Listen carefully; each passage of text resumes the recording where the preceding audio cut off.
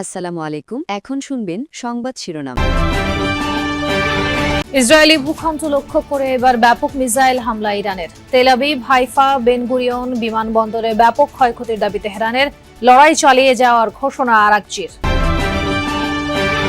চাহিদার অতিরিক্ত জ্বালানি তেল নিতে পেট্রোল পাম্পগুলোতে লম্বা লাইন। বিভিন্ন যানবাহনের তেল নেয়ার পরিমাণ নির্ধারণ, অহেতুক মজুদ না করার আহ্বান প্রতিমন্ত্রীর। বিএনপির এমপিদের নিয়ে প্রশিক্ষণ, প্রাণবন্ত হবে এবারের সংসদ প্রত্যাশা সালাউদ্দিনের। বললেন, অধিবেশনে ভাষণ দেওয়ার অধিকার আছে রাষ্ট্রপতির।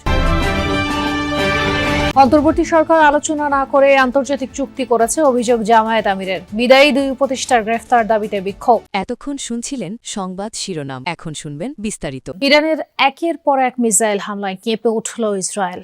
শুক্রবার বেন গুরিয়ন বিমানবন্দর, হাইফা পোর্ট সহ রাজধানী তেল আবিবের বিভিন্ন স্থানে ক্ষেপণাস্ত্র হামলার কথা জানিয়েছে ইরানের বিপ্লবী গার্ড বাহিনী। মিসাইল ছোঁড়া হয় কাতার, বাহরাইন সহ আরব দেশগুলোতে মার্কিন ঘাঁটিতে। এদিকে ইরানের পররাষ্ট্রমন্ত্রী আব্বাস আরাকচি হুঁশিয়ারি দিয়ে বলেন, কোনো ধরনের যুদ্ধবিরতির জন্য আহ্বান জানায়নি ইরান। সমঝোতা নয়, বরং শেষ পর্যন্ত লড়াই চালিয়ে যাওয়ার লক্ষ্যেই ইরানের যুদ্ধ করছে বলেও জানান তিনি। খুররাম শহর, খাইবার আর ফাতার মতো একের পর এক মিসাইল ছুটে যাচ্ছে ইসরায়েলি ভূখণ্ড লক্ষ্য করে। শুক্রবার অভিযানের পরিধি আরও বাড়িয়েছে ইরান। তেল আবিব সহ ইসরায়েলের বিভিন্ন স্থানে সফলভাবে আঘাত হানে এসব ক্ষেপণাস্ত্র। বিশেষ করে ইসরায়েলের রাজধানীর কেন্দ্রস্থল এবং বিভিন্ন বাণিজ্যিক অবস্থানে বিস্ফোরিত হয় এসব মিসাইল। আগুন জ্বলতে দেখা যায় হাইফা বন্দর সহ বিভিন্ন স্থানে।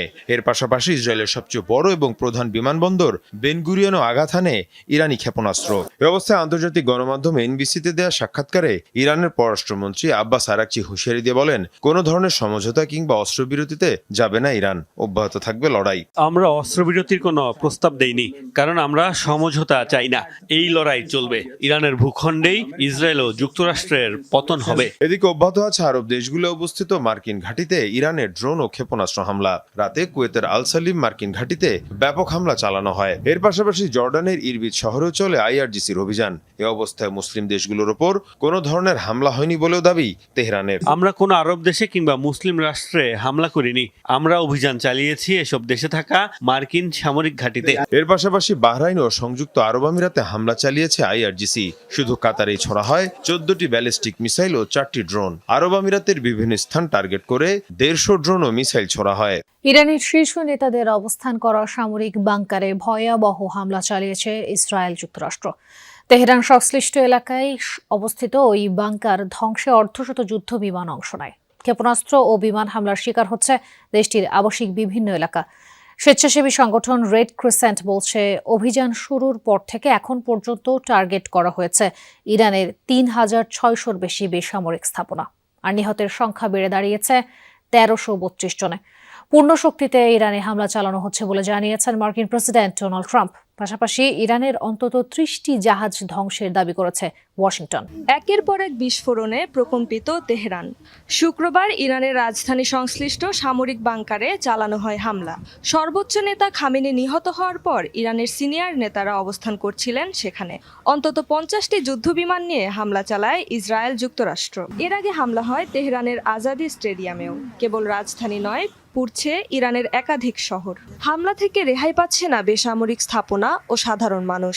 ইরানের রেড ক্রিসেন্ট সোসাইটি জানিয়েছে, 7 দিনে ক্ষতিগ্রস্ত হয়েছে 3600-র বেশি নাগরিক স্থাপনা, যার মধ্যে রয়েছে 3000-এর বেশি বাড়ি। এছাড়াও আক্রমণের শিকার বাণিজ্য ও সেবা কেন্দ্র, হাসপাতাল ও স্কুল। সম্পূর্ণ সক্ষমতা নিয়ে ইরানে যৌথ বাহিনী হামলা চালিয়ে যাচ্ছে বলে জানিয়েছেন মার্কিন প্রেসিডেন্ট ডোনাল্ড ট্রাম্প। তার দাবি, ক্ষেপণাস্ত্র ছুড়লে ধ্বংস করে দেয়া হচ্ছে তেহরানের মিসাইল লঞ্চারগুলো। অভিযান শুরুর পর থেকে এখন পর্যন্ত ইরানের অন্তত 30টি জাহাজ ধ্বংসের দাবি মার্কিন বাহিনীর। ইরানের বিমান বাহিনীর সক্ষমতা পুরোপুরি ধ্বংসের দাবি করেছে ওয়াশিংটন। মার্কিন প্রেসিডেন্টের দাবি, ইরানে এখন আর কোনো বিমান বাহিনী বা আকাশ প্রতিরক্ষা নেই। এদিকে জ্বালানি তেল বিক্রির পরিমাণ নির্ধারণ করে দিল বাংলাদেশ পেট্রোলিয়াম কর্পোরেশন বিপিসি। নির্দেশনা অনুযায়ী ফিলিং স্টেশনগুলো মোটরসাইকেলে সর্বোচ্চ 2 লিটার, প্রাইভেট কারে 10 লিটার, পিকআপ বা মাইক্রোবাসে 25 লিটার পর্যন্ত জ্বালানি তেল বিক্রি করতে পারবে। লোকাল বাসে 80 লিটার, এছাড়া আন্তজেলা বাস, ট্রাকে 220 লিটার তেল দেওয়া যাবে। বিপিসি জানিয়েছে, জ্বালানি তেলের কৃত্রিম সংকট সৃষ্টি বা মজুত করে রাখার চেষ্টা হলে আইনানুগ ব্যবস্থা নেওয়া হবে।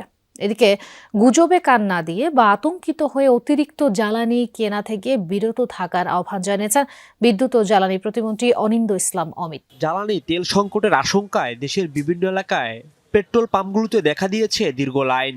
সকাল থেকে মোটরসাইকেল, প্রাইভেট কার ও গণপরিবহনের চালকেরা জ্বালানি দিতে ভিড় করছেন পাম্পগুলোতে। তবে সংশ্লিষ্টরা বলছেন দেশের জ্বালানি তেলের সরবরাহ স্বাভাবিক রয়েছে, আতঙ্কের কোনো কারণ নেই। শুক্রবার বিকেলে রাজধানীর বিভিন্ন পেট্রোল পাম্প পরিদর্শন করেন জ্বালানি প্রতিমন্ত্রী অনিন্দ ইসলাম অমিত। মানুষকে আতঙ্কিত না হওয়ার আহ্বান জানিয়ে প্রতিমন্ত্রী বলেছেন দেশে পর্যাপ্ত জ্বালানি তেলের মজুদ রয়েছে এবং সরবরাহ স্বাভাবিক রাখতে সরকার প্রয়োজনীয় পদক্ষেপ নিচ্ছে। এদিকে ফিলিং স্টেশন থেকে দৈনিক যানবাহন প্রতি তেল বিক্রির পরিমাণ নির্ধারণ করে দিয়েছে BPC. Motorcycle 2 litre, private car 10 litre, microbus 25 litre, pickup local bus পাবে 80 লিটার। এছাড়া আন্তঃজেলা বাস, ট্রাক 220 লিটার পর্যন্ত তেল পাবে। ত্রয়োদশ জাতীয় সংসদের প্রথম অধিবেশন সামনে রেখে দলীয় সংসদ সদস্যদের নিয়ে 2 দিন ব্যাপী প্রশিক্ষণ কর্মশালা শুরু করেছে বিএনপি। সংসদের নানা বিধিবিধান সম্পর্কে অভিজ্ঞতা বিনিময়ের জন্য প্রধানমন্ত্রী তারেক রহমানের নির্দেশে এই কর্মশালার আয়োজন করা হয়। অংশ নেন তিনি নিজেও। দলটির স্থায়ী কমিটির সদস্য সালাউদ্দিন আহমদ জানান, এবার প্রাণবন্ত একটি সংসদ দেখবে দেশের মানুষ। রেওয়াজ অনুযায়ী প্রথম অধিবেশনের ভাষণ দেবে রাষ্ট্রপতি। ত্রয়োদশ জাতীয় সংসদ নির্বাচনে বিএনপি থেকে নির্বাচিত হয়ে শপথ নিয়েছেন 208 জন সংসদ সদস্য, যার মধ্যে প্রথমবারের মতো সংসদে যাবেন 146 জন। নতুন নির্বাচিত এসব সংসদ সদস্যদের সংসদীয় কার্যপ্রণালী, আচরণবিধি, বিল প্রণয়ন, পর্যালোচনা সহ নানা বিষয়ে অবহিত করতেই 2 দিন ব্যাপী এই কর্মশালার আয়োজন। উদ্বোধনের পর বিএনপির সংসদীয় দলের নেতা ও প্রধানমন্ত্রী তারেক রহমান নিজেই অংশ নেন কর্মশালায়।